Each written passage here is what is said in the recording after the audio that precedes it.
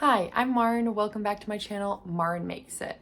Today, I wanted to answer some of your guys' questions related to at-home eyelash extensions.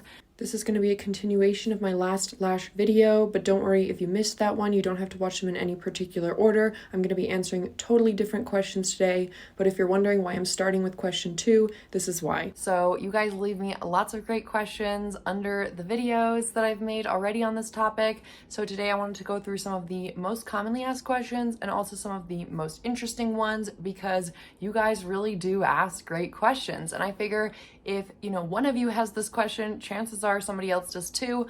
A lot of these things are things too that I had to work through when I first started doing my own eyelash extensions at home. So I think all of these things together make it worth making a video about. So without further ado, question number 2, what is the minimum that I need to get started? I get it. I am on a budget. I always want to save money. This is part of the reason I started doing my own eyelash extensions at home is because eyelash extensions at the salon, if you've never gotten them, they are expensive. And I knew there had to be another way.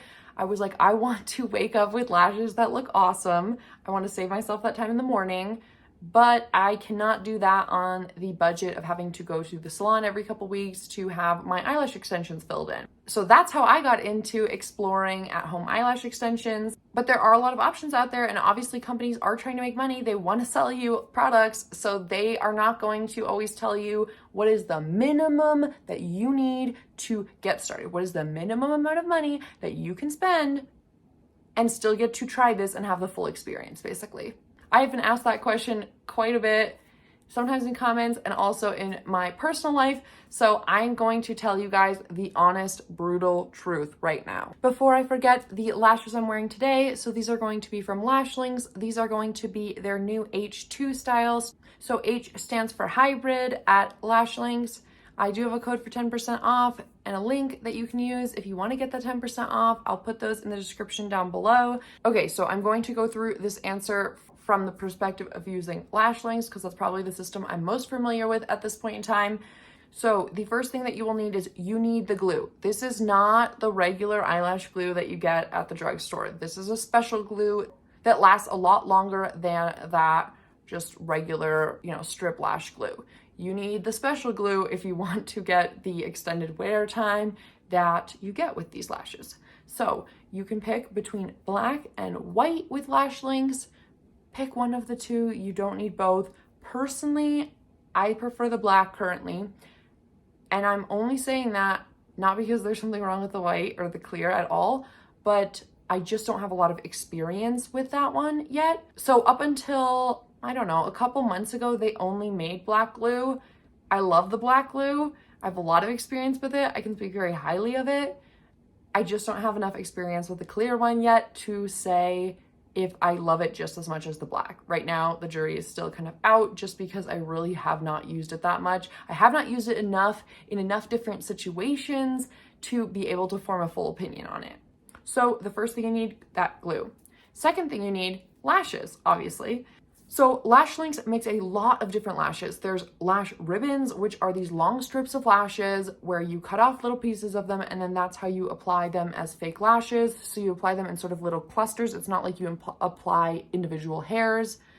The great thing about these ribbons is they are very customizable. They come in different lengths, different curl types, different styles, but all of this is pretty overwhelming. If you're just starting out, I can totally see how this is overwhelming. I feel overwhelmed sometimes, and I have spent way too much time on their website. There's lash ribbons, there's strip lashes, there's pre-mapped ones. Okay, if you're feeling overwhelmed by their website and you're on a budget, I'm gonna tell you right now what I would do if I was starting all over.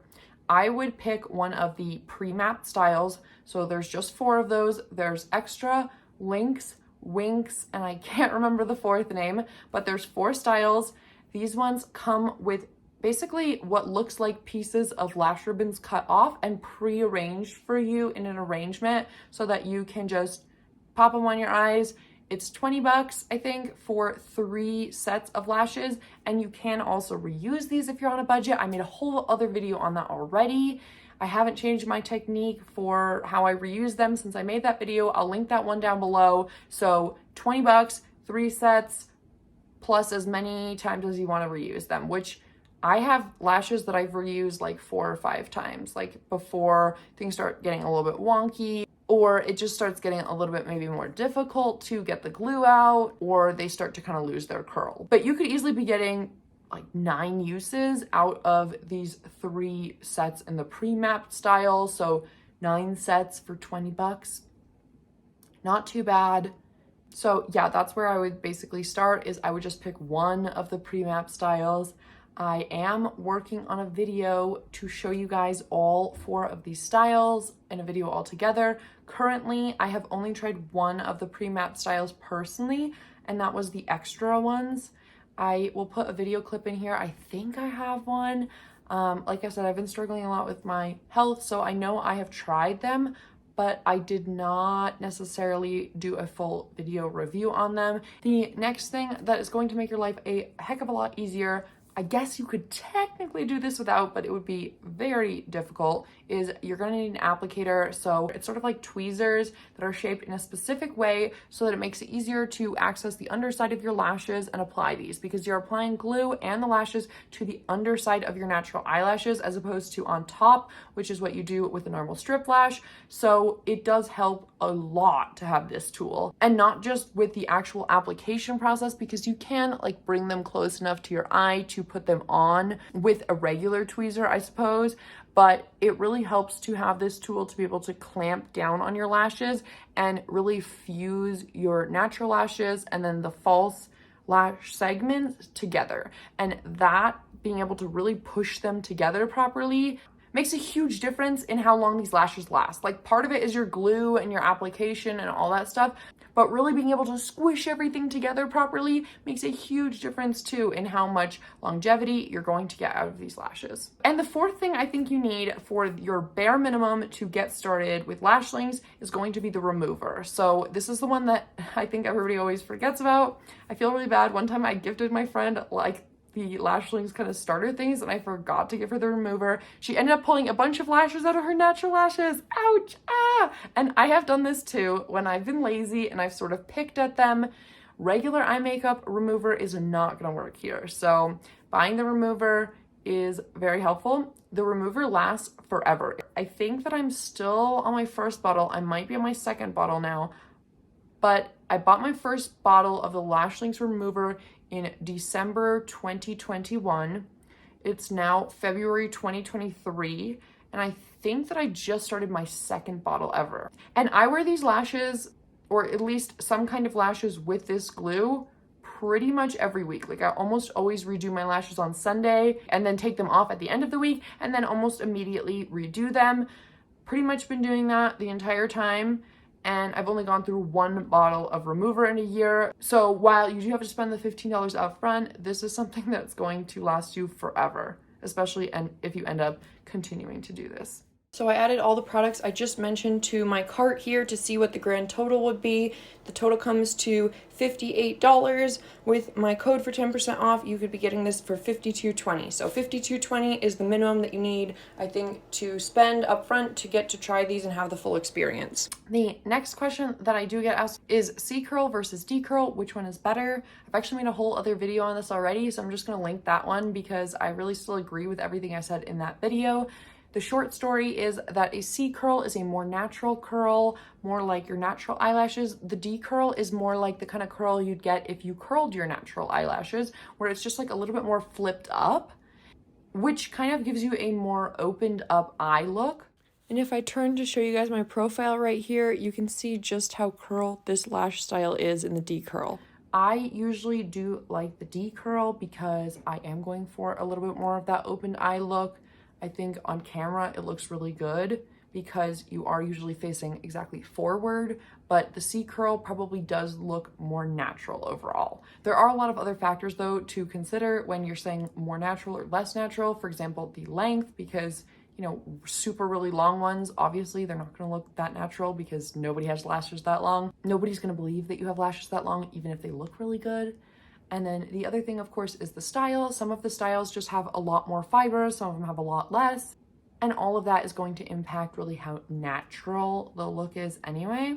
So it's not entirely fair to just say C curl looks more natural and D curl doesn't look natural, because there are so many other factors here to consider. The last question I'm going to be answering in this video is one that I also got from a subscriber. I kind of already answered her in a comment, but I thought it was a really important question to discuss on the channel. So that question is, how many lash segments do I typically fit in one eye?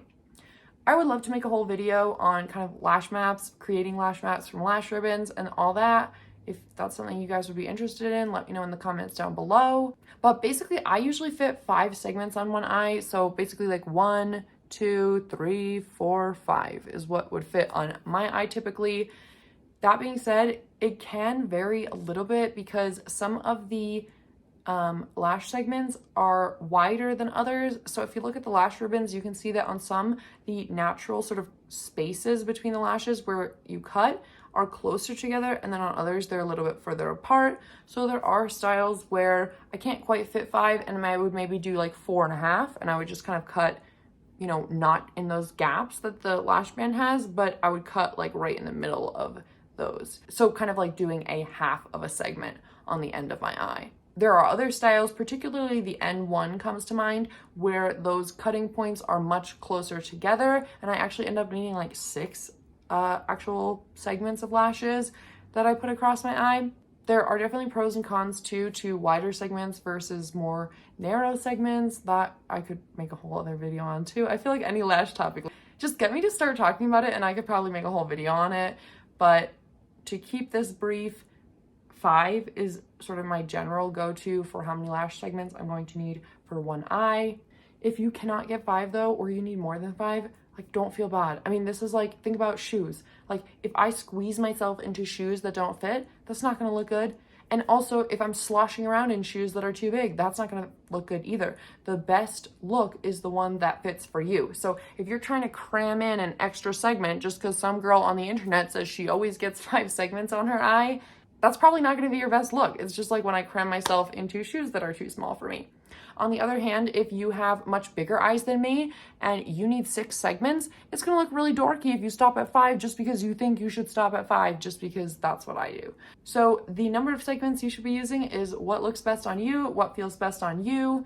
I will just add to that I always do leave a little bit of a gap right here in the inner corner of my eye. And also in the outer corner of my eye right here, you can see I don't go quite all the way to where the corners of the top lash line and the bottom lash line meet. There is always going to be a little gap right there. And the reason for that is the places where the lashes start to lift tends to be right here in the inner corner or right here in the outer corner of the eye. And the closer you get to those corners, the more you kind of increase that risk for that lifting happening. The other thing is, I mean, this is your eye. This is a very sensitive area. When you have those corners here, whether they're starting to lift or not, it can be kind of uncomfortable to have them go, honestly, all the way out or all the way in on this side. So I just leave a little bit of a space here before I really start going. And also, I mean, I honestly don't even have a lot of natural lashes like right here in the outermost corner of my eye. So there's almost nothing for the lash segments to be glued onto, which also makes it very difficult for me to have something really stick onto there, if that makes sense. Anyways, that's really everything I have for this video in terms of questions to answer. If you have a question though related to lashes, please ask it in the comments down below. I am more than happy to talk about this stuff with you guys, whether I respond to your comment or I end up including it in a video eventually. I am more than happy to try and help you guys out. I've tried so much and I feel like I've just spent so much time and energy and money learning by trial and error that I am more than happy to help spare you guys some of that process. Remember too that this is a big learning curve. Like, this is not like you just take a pair of shoes out of a box that you just ordered online and it just, you know, you start walking. You can tell I have shoes on my brain. There's a pile of shoes right now that I need to return that's sitting behind the camera, that's why. But yeah, this is not like ordering shoes and just being like, oh, I know what to do with these. Like, this is a little bit more involved, a little bit more tricky. It does take some time. I did not get good at this overnight. The first time that I tried applying these, it was a sticky hot mess, and it's kind of a scary mess because it's right next to your eyes. So if I can do anything to make the process and the learning curve a little bit less steep for you guys than it was for me, I'm more than happy to do it. Please ask all your questions in the comments down below. Anyways, I just want to thank you guys so much for watching. I love talking about lashes. Don't give up. If you're getting frustrated, you're not alone. I'm here to help you guys. Thank you so much for watching. Bye, YouTube.